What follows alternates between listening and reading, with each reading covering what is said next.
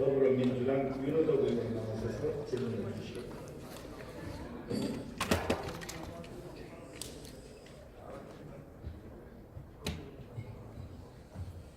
존경하는 국민 여러분, 이주영 부의장님, 손배동 여의원 여러분, 이낙연 국무총리님, 국무위원 여러분, 역사적인 제3차 남북정상회담이 열린 판문점 평화의 집이 있는 경기도 파주시 국회의원 윤호덕입니다. 먼저 조국 수화기에 헌신하신 그리고 산하하신 천안함 용사 55분의 명예를 존중하고 존경합니다. 머리 숙여 감사드립니다. 총리님 나오시죠.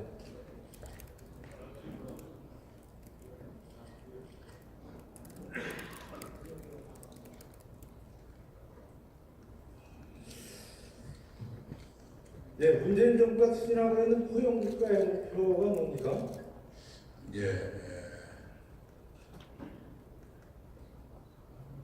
목표는 역시 함께 잘 사는 사회로 가자. 그리고 누구도 불합리한 차별을 받지 않는 사회를 만들자. 그렇게 생각해 주시겠습니다. 예, 정부가 지난 2년간 사회복지 정책을 열심히 추진했습니다. 잘된 점은 뭐라고 생각하시고 또 아쉬운 점은 뭐라고 생각하시는지 간략히 말씀해 주시죠. 네, 국민들께서 보이시는 반응을 보면 의료비 경감을 포함한 건강보장성 강화가 제일 환영하고 있는 것 같고요. 아동수당 신설, 기초연금 인상을 포함한 노인복지의 증진, 이 비교적 보편인 것 같습니다. 친해 국가 책임제도 잘 된 것 같고요. 그러나 그럼에도 불구하고 정책으로 양극하고 완화되지 못하고 고령화 저출산 문제가 개선되지 못하고 있는 것은 뼈아픈 때문입니다. 예, 요즘 몇 개의 사건이 국민들의 관심입니다. 김학의 전 차관 사건, 또 장지연 시리스 사건을 검찰에서 진상조사단이 조사기간을 연장해서 조사를 하고 있습니다. 총리님, 어떠한 진상이 제대로 밝혀져야 하고 어떤 억울함이 해온되어야 하는지 총리의 소신을 좀 밝혀주시기 바랍니다. 네, 사건이 3개쯤 되니까요.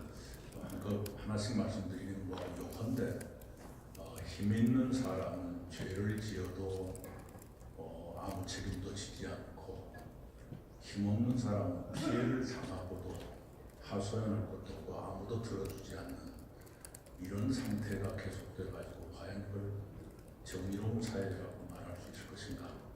그 문제가 걸려 있는 문제라고 생각합니다. 네, 자료를 띄워주시죠. 그리고 제7위서는 단말기에 다 들어 있습니다. 그 다음 자료입니다. 다음. 저기요, 자료 맨 뒤로 좀 해주세요. 뒤로. 좀 시간에서 좀 빼주셨으니까. 맨 뒤로. 앞에. 네, 스톱. 총리님 좀 봐주시죠. 네, 있습니다. 2008년 6월 24일 기획재정부가 배포한 보도자료입니다. 정권 출범 4개월 만입니다. 자료에 보시면 맨 앞단에 박스가 있습니다. 그대로 읽어보겠습니다. 새 정부 출범 후 3개월여간 진행된 공공기관 기관장에 대한 선임 추진 상황입니다. 선임이라 하면은 나중에 알겠지만 사표 제출 압박한 추진 상황입니다. 라고 해석하면 됩니다. 지난 3월에서 6월 중 294개 기관의 장을 대상으로 선임 작업, 즉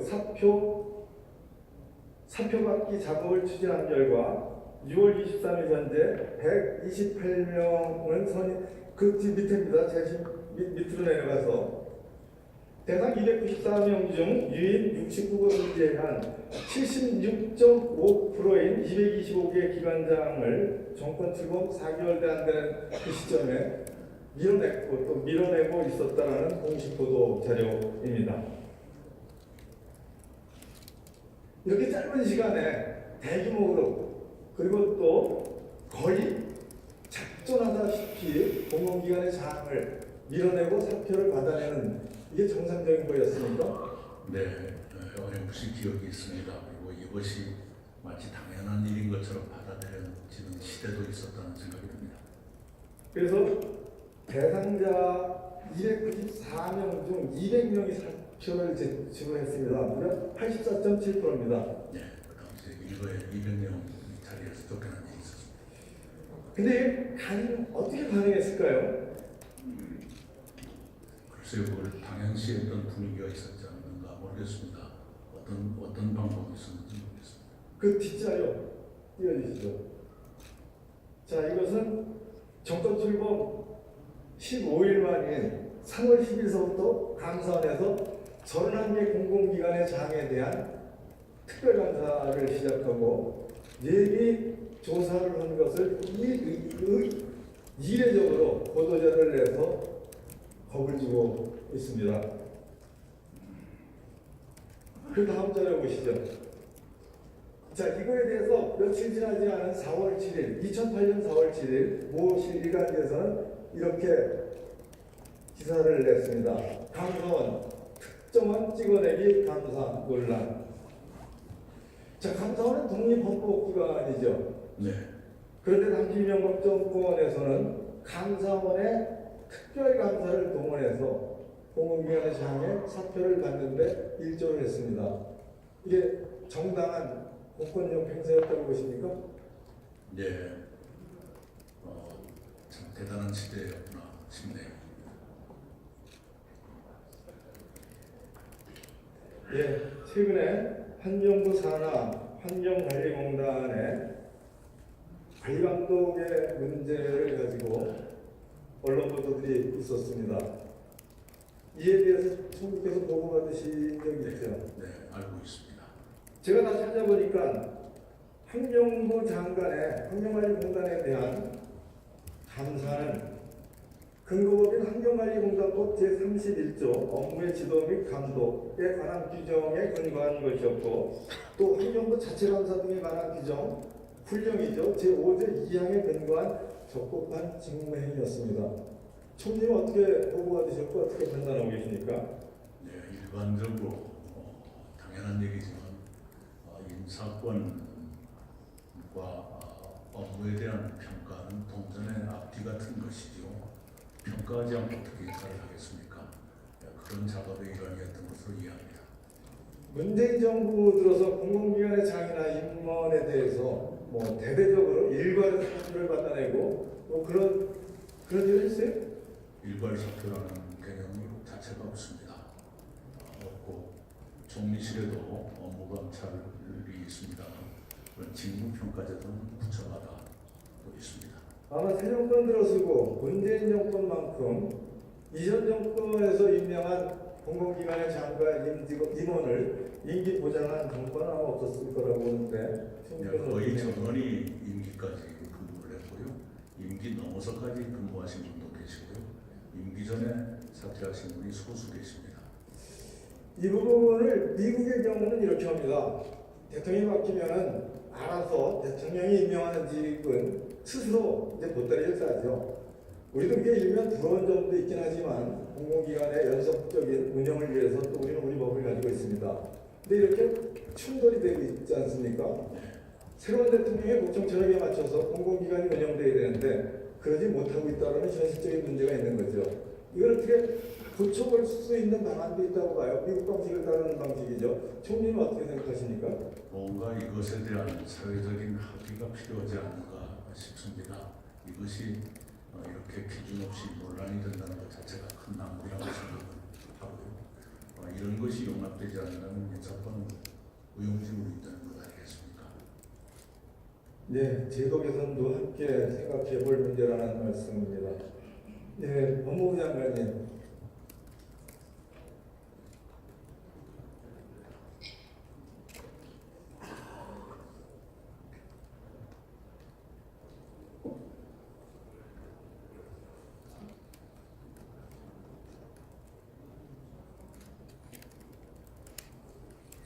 지난기 전 차관의 사건은 건설업자 윤 씨에 의한 성상납 뇌물 사건입니까? 아니면 김차관과 피해 여성 간의 성폭력 사건입니까?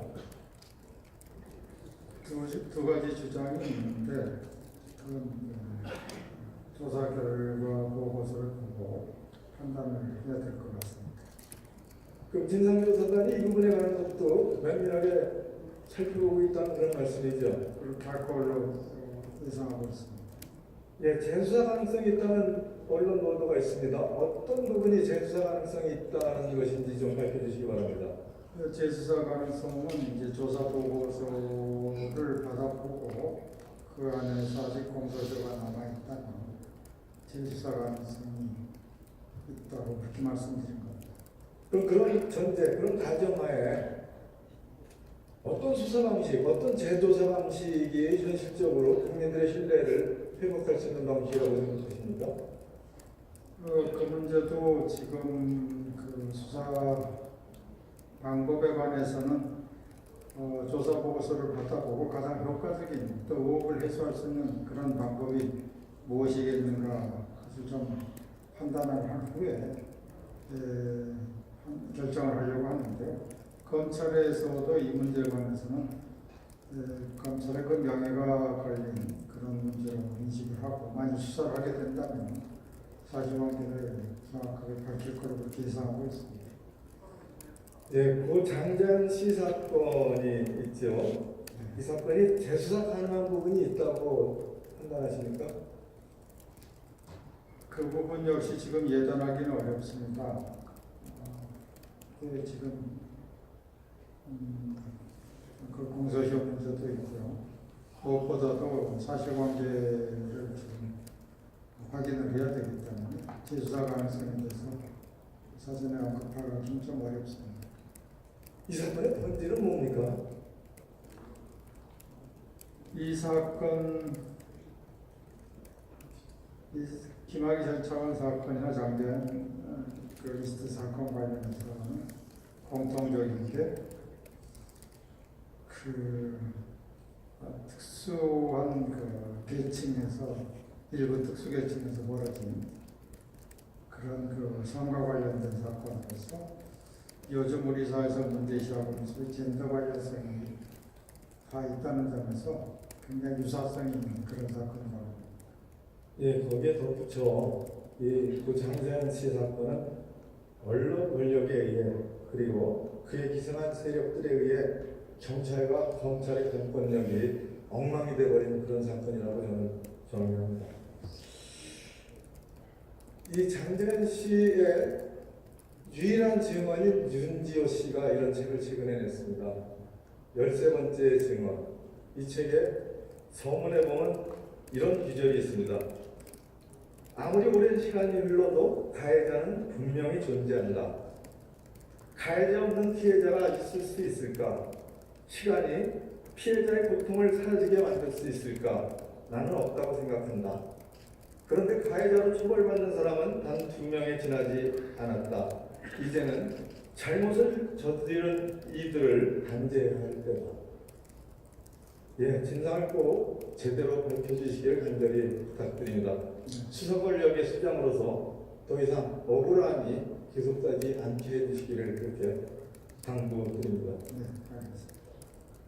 예, 한영우 장관님.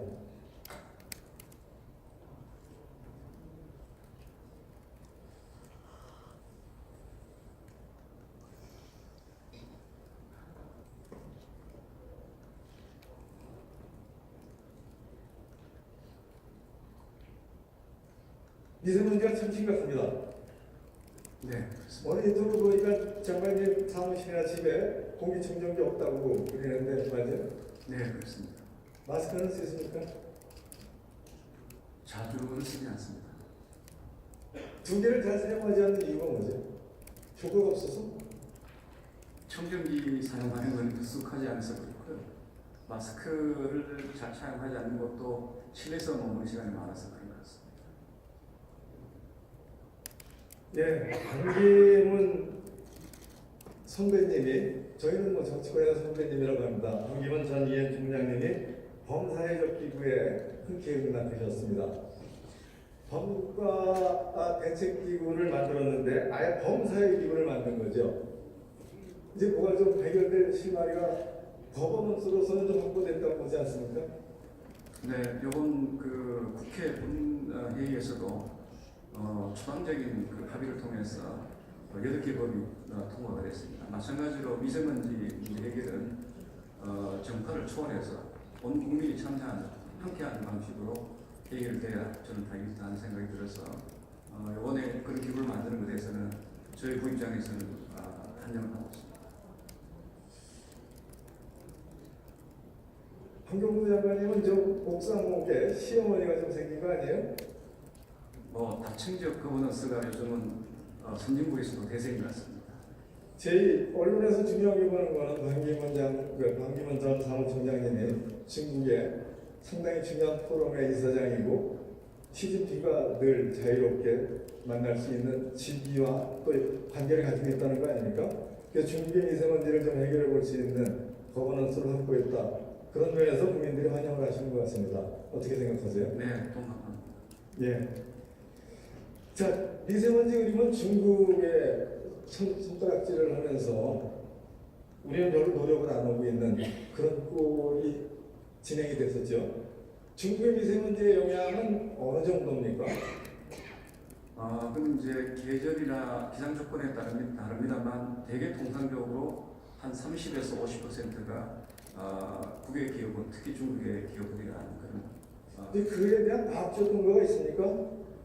네, 우리 환경부 산하의 그 국립환경과학연구원에서 여러 가지 그 모델이라든가 그다음에 실측을 통해서 분석을 하고 있습니다. 그런 정도의 그 오염원이라는 것을 중국도 동의합니까? 그 미세먼지의 발생량이라든가 그다음에 영향을 분석하기 위해서는 어디서 만큼 정확하게 그 발생이 있는지 여기에 대한 데이터가 굉장히 중요한데 지금 우리가 중국발 미세먼지를 정확하게 예측하기에는 중국에서 우리가 부족할 수 있는 자료가 충분치 않습니다. 그렇기 때문에 한중 간에 지금까지 이제 최근 여러 가지 협력을 통해서 중국으로부터 정확한 데이터를 받아서 한중이 함께 합의하는 그런 모델을 운용해서 여러 가지 발생 경로라든가 원인을 발견하는 게 저는 적정하다 보고 있고요. 최근에 제가 그 중국을 방문해서 22일 날 중국 정부가 중국의 30개 도시에 대한 최근 데이터를 저희들한테 줬습니다. 그 데이터는 신뢰할 수 있나요? 저희들이 여러 가지로 비교 검토하고 분석을 해서 자료의 신빙성을 검토하고 난 뒤에 분석하려고 하고 있습니다. 예, 표를 하나 띄워주시죠. 예, 중국이 실제 미세먼지 저감을 위해서 아주 강력한 정책을 추진하고 있습니다. 표에 보시는데 상단이 중국 베이징의 PM2.5에 대한 농도입니다. 2013년서부터 2017년까지 35% 정도가 감축이 됐고 믿지 못하시겠다면 그 밑에 자료를 보시면 중국 베이징의 미 대사관에서 미세먼지를 측정을 합니다. 실제 이것을 공개하고 있죠. 그 수치에도 보면은 2013년에 91이었던 것이 2017년에 63으로 줄었습니다. 이건 환경부에서 저희한테 준 게 아니고 제가 대사관에서 그런 겁니다. 그리고 서울의 경우에는 2013년 25인 게 2017년 25 그대로입니다. 자, 이 기간 중에 중국은 30% 내지 40% 정도의 미세먼지를 줄였어요. 근데 서울을 필두로 한 대한민국은 줄이지를 못했죠. 그 다음 페이지에 표 좀 부탁드립니다. 자, 그래프에서 보시듯이 중국은 저렇게 한 30-40% 미세먼지가 내려가고 있는데 한국은 횡보를 하거나 오히려 올라가고 있습니다. 자, 여기서 제가 분명히 말씀드립니다. 중국의 노력을 계속 존중하고 밀어붙여주면서 우리 자체의 노력이 아주 세밀하게 강력하게 추진되어야 국민들께 미세먼지 이제 잡히겠구나 라는 희망을 줄 수 있다고 생각합니다. 장관님 생각은 어떠세요? 네, 의원님의 그 지적을 충분히 받아들이고요. 또 공감을 합니다. 최근에 이제 서울의 PM2.5의 증가라는 것은 일단 우리의 어떤 그 배출량 자체가 최근에 와서 줄긴 합니다만 그렇게 많이 변작이 줄지 않고 있고요. 또 최근에 와서는 특히 올해 들어와서는 작년과 올해 들어와서는 대기 정체가 아주 심합니다. 이를테면 16년의 대기 정체에 비해서 18년에 무려 3배가 늘었습니다. 그러다 보니까 같은 배출량이라도 고농도가 되는 이런 경향이 잦아지는 이런 것이 최근에 이 고농도 발생의 중요한 원인이 되고 있습니다. 3월 1일부터 3월 7일까지 무려 7일간 고농도 미세먼지에 십사해서 살았습니다. 거기서 무슨 저감 대책을 신속히 추진을 했어요. 그거에 대해서는 어떻게 평가하십니까? 요번에 2월 15일 날 처음으로 이제 강제 시행이 되는 겁니다. 그전에는 시행된 것이도 서울시를 중심으로 해서 자의적으로 자발적으로 했기 때문에 강제성이 없었습니다. 하지만 작년 10월 달에 11월 달에 서울시가 시행했던 그 비상저감 조치는 하루에 한 4.7%를 줄였습니다. 따라서 이번에 전국적으로 강제 시행이 되기 때문에 그 효과가 훨씬 더 클 것으로는 봅니다. 뭐 민간 차량 이부제에 대한 검토가 있었죠. 장관님 생각은 어떠십니까? 효과는 어떻게 판단하시고? 네, 지금 현재 특별법에서 차량 운행을 통한 미세먼지 저감 특입상 그 조치 기간 동안은 그 지방자치단체가 조례로 그것을 정해서 하도록 되어 있습니다. 현재로서는 주로 5등급제 차량을 5등급 차량을 주로 규제를 하고 있습니다만 이번 비상저감 조치를 우리가 경험하면서 이게 그 농도 일수가 잦아지면 좀 길어지냐 그때는 자발적 차량 이부제 같은 것도 실시해야 되지 않냐는 것이 저희들 검토를 한 내용입니다. 자발적 이부제입니까? 강제 이부제입니까? 왜냐하면 이것은 그 국민들의 수용성이 이제 담보되어 있기 때문에 국민들의 어떤 합의와 동의를 구한 상태에서 이부제를 실시해야 된다고 저희들 보기 때문에 그렇습니다. 미세먼지 추경에 대한 논의가 있습니다. 실제 준비하고 계시죠? 네. 환경부에서는 어느 정도 금액을 요청을 하고 있습니까? 기재부에? 아직까지는 여러 가지 그 사업에 추정되는 비용들을 집계하고 있는 상태이기 때문에 정확한 총액이 아직 안 나왔습니다. 재난 상태이죠? 네, 이번에 사회 재난으로 규정하는 법이 통과됐습니다. 그럼 재난에 맞게 대규모 예산을 좀 편성해야 된다고 봅니다. 2022년까지 우리 정부는 30.5%의 저감을 약속을 했죠. 공약에서는 30%입니다. 네, 그보다 최근에 더 늘었습니다. 38%까지. 이거를 목표치를 늘리고 이 기간을 좀 당겨야 됩니다. 당기려면 이번 추경에서 집중적이고 그리고 또 현실적인 예산 편성이 돼야 된다고 봐요. 어떤 점이 좀 환경부로서는 아쉽습니까?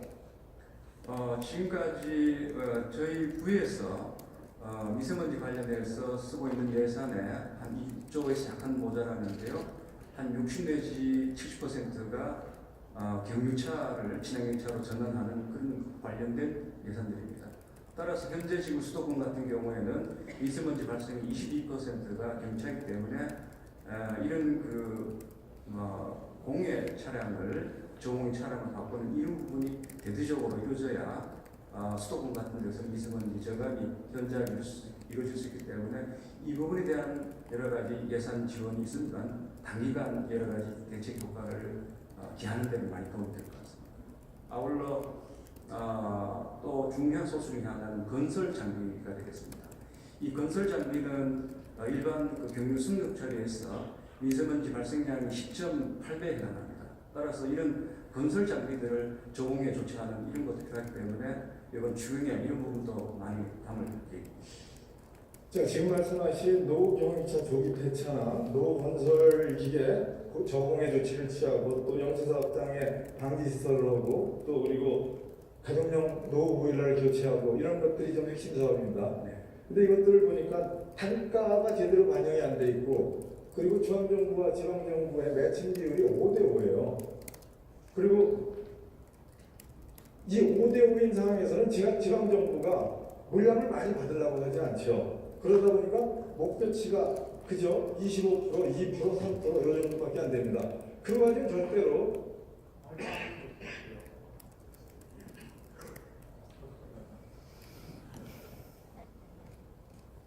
제가 주장을 하는 거는 이 보조금의 비율을 중앙정부가 최소한 10%를 감당하는 그런 추경 예산을 짜야 된다는 주장을 하고 있는 겁니다. 네, 검토하도록 하겠습니다. 제가 그렇게 도와줄게요. 네, 알겠습니다. 네. 그리고 마지막 표현 하나 해주십시오.